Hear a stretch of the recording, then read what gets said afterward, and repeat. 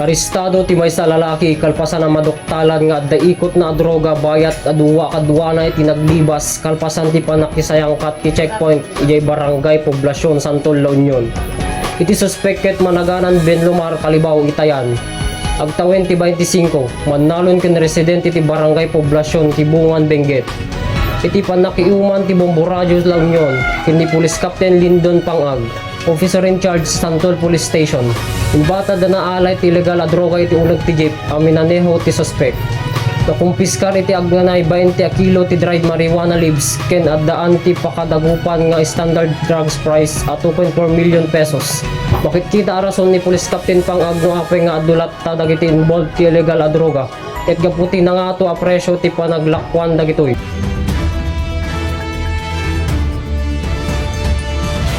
Sir Marian Turalba, nasa linya. Alamin natin ang magiging ligay ng panahon. Wala pa bang deklarasyon ng summer season 2025? Sir Marian, magandang umaga po. Anong lagay ng panahon natin today? Magandang umaga po, galing sa lahat ng mga tagapakinig natin. Hindi po natin na-deklara itong pagsisimula ng panahon ng tag-init o dry season, lalo na bagamat nga humina na po itong amihan.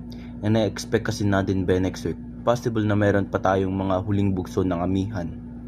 Pero ngayong araw, medyo may litap pa lang na mararanasan sa malaking bahagi ng ating bansa dahil nga huminan na itong amihan.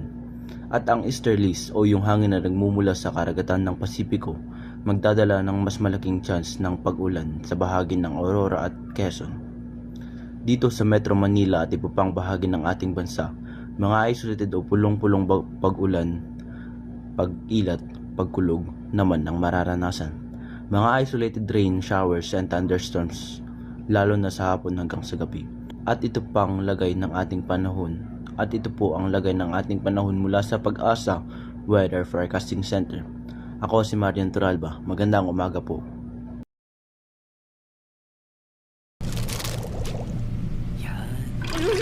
Hala, nahulog!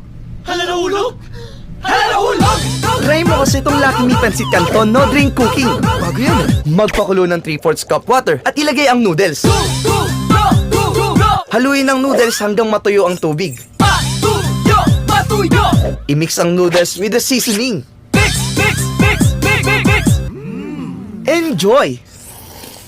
Pwede rin may itlog. Wow! May itlog!